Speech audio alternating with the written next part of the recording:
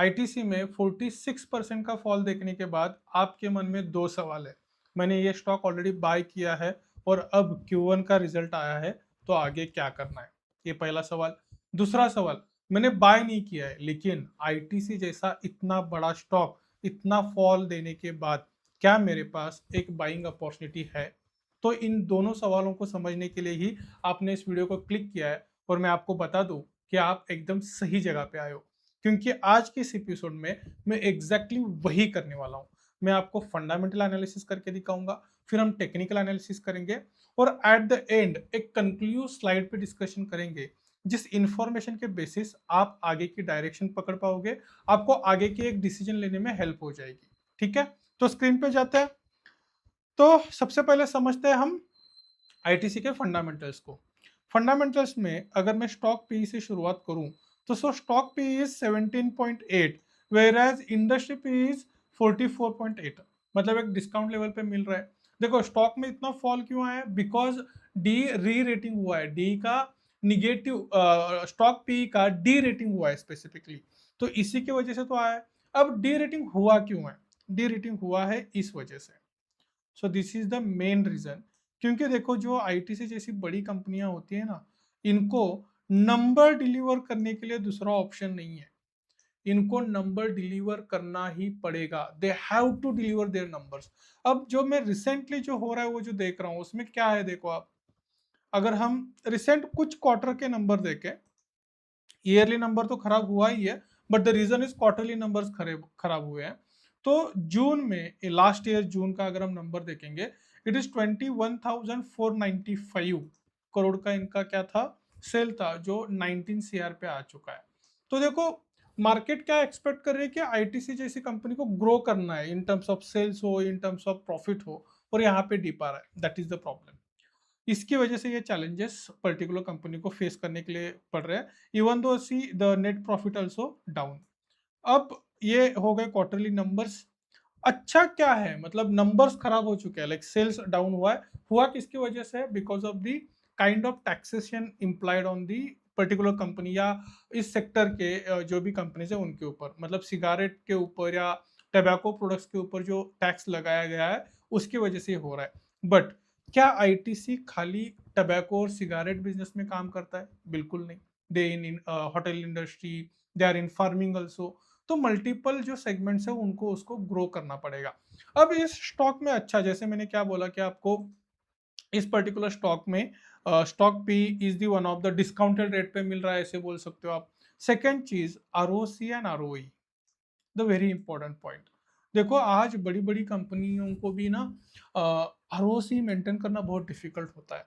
अब इस कंपनी का वही तो एक मोट है, जो ये कंपनी को मालूम है कि उनके पास जो कैपिटल है उससे उनको काम कैसे निकलवाना है।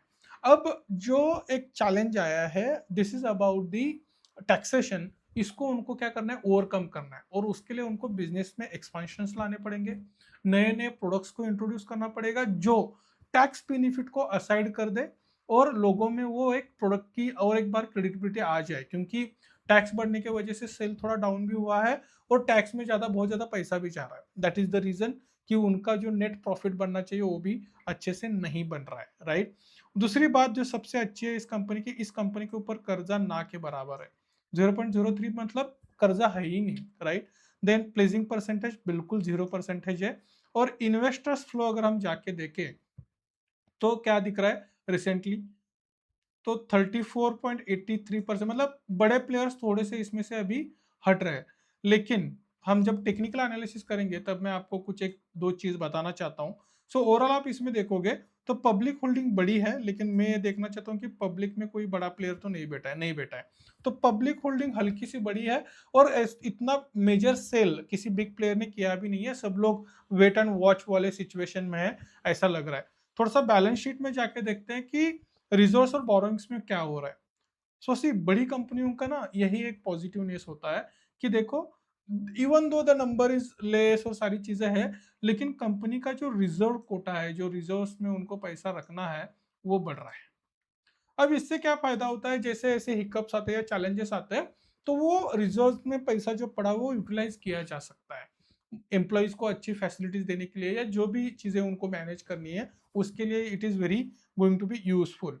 और अब एक जो चीज मैं देख रहा हूँ that is very important, current work in progress, मतलब कैपिटल जो है, कैपिटल वर्क इन प्रोग्रेस जो है वो थोड़ा सा यहाँ पे बड़ा है कंपेयर टू लास्ट ईयर। तो शायद कुछ नई चीजें आ रही है जिनमें इनका इन्वेस्टमेंट बन रहा है। ठीक है, अब थोड़ा सा टेक्निकल को समझने से पहले हमारी एक टेलीग्राम कम्युनिटी है जहाँ पे हम स्टॉक्स को, अलग अलग आइडियाज को डिस्कस करते रहते हैं। अगर आपके मन में भी कुछ डाउट्स रहेंगे स्टॉक मार्केट रिलेटेड, वो डायरेक्टली आप मुझे वहाँ पे पूछ सकते हो।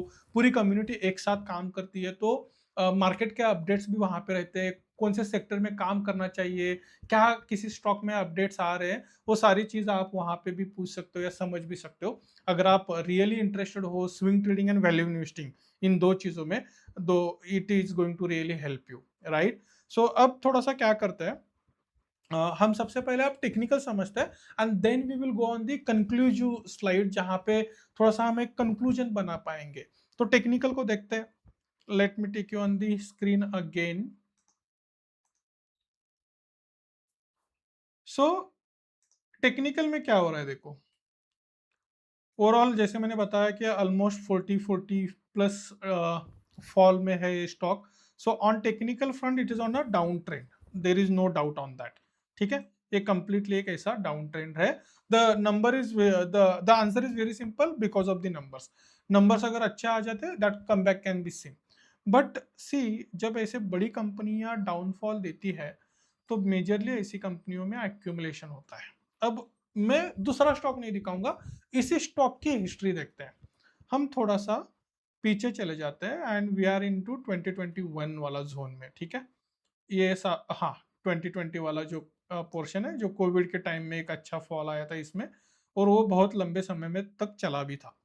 तो ये स्टॉक लगभग लगभग इसी रेंज से इस तरह से गिरा था, और फिर एक ऐसा कप पैटर्न बना के इसने जो एक बड़ी रैली दी हमें, उसी के बाद अब हम ये फॉल देख रहे हैं, राइट।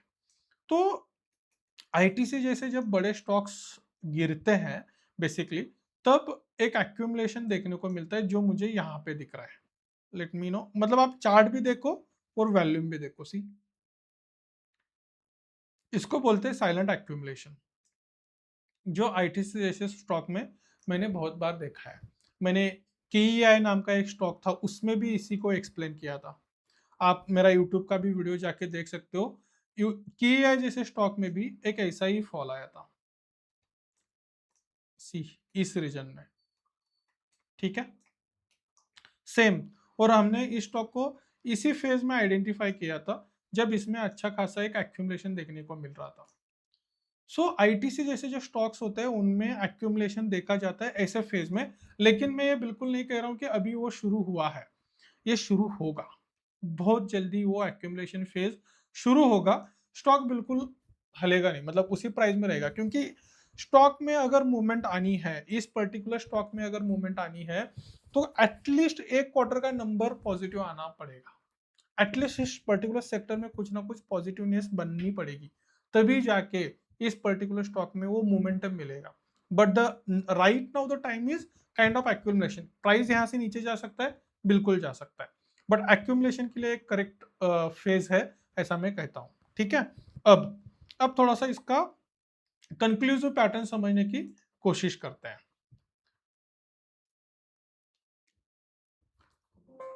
क्या चैलेंजेस है? चैलेंजेस ये है कि अब करंट फेयर आप देखोगे कि अर्निंग प्रेशर है इस पे ऊपर। अर्निंग प्रेशर मतलब क्या, नंबर्स अच्छे नहीं बन रहे। What is the reason? क्योंकि हायर सिगरेट टैक्स जो लगाया है गवर्नमेंट ने उसकी वजह से। और ओवरऑल एफएमसीजी सेक्टर भी आप देखोगे, जैसे हिंदुस्तान यूनिलीवर स्टॉक भी आप थोड़ा सा स्टडी करोगे, यू विल फील दैट कि प्रेशर में, मतलब हिंदुस्तान यूनिलीवर स्टॉक में भी बड़ा मूवमेंट नहीं आ रहा है, स्टॉक उधर ही कंसोलिडेट कर रहा है। So it gives you implementation या थोड़ा सा ये चीज की भाई पूरा प्रेशर में है, और थोड़ा सा आईटीसी को लेके मार्केट सेंटीमेंट भी वीक है। But the what is the good part या अपॉर्चुनिटी क्या है? डिविडेंड देखो, इतना अच्छा डिविडेंड आईटीसी जितना कोई कंपनी नहीं देती। डिस्पाइट सी, हमारी इन्वेस्टमेंट इतनी बड़ी नहीं रहती है तो मैं कभी डिविडेंड के ऊपर डिपेंडेंट नहीं करता हूँ, लेकिन फिर भी एक अच्छा डिविडेंड दिया है। पी रेशो के ऊपर मुझे लगता है कि it's a discounted rate as compare to ITC, क्योंकि आईटीसी जैसे बड़े कंपनीज को एक दो क्वार्टर बहुत कम होता है कि वो स्पाइक लेके आ जाएगा। एक आध दूसरा क्वार्टर पे नंबर आ जाएगा तो हर जगह इसके ऊपर चर्चा शुरू हो जाएगी कि भाई आईटीसी ने ये कर देखा है। सो this is one part. ROC और आरओई को हमने तो डिस्कस किया ही है। और डेट टू इक्विटी रेशियो जो मैं हमेशा फेवर करता हूँ कि मुझे कर्जा नहीं चाहिए किसी कंपनी के ऊपर, जितना कर्जा कम रहेगा उतना मेरे लिए पॉजिटिव है कंपनी, राइट।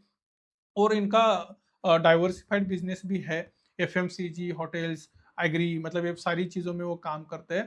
तो क्या इस कंपनी को अब सिगारेट को जो एक डिपेंडेंसी बन चुकी है, शायद ये उनके लिए भी लर्निंग है कि cigarette is one of the major business, उससे बड़ा क्या कर सकती है कंपनी, क्या नया लेके आ सकती है जिसकी वजह से ओवरऑल इन्वेस्टर्स को भी एक बेनिफिट मिले और इस पर्टिकुलर स्टॉक्स में पॉजिटिव मोमेंटम आ सके, right? So this is all about the Q1 update from the ITC।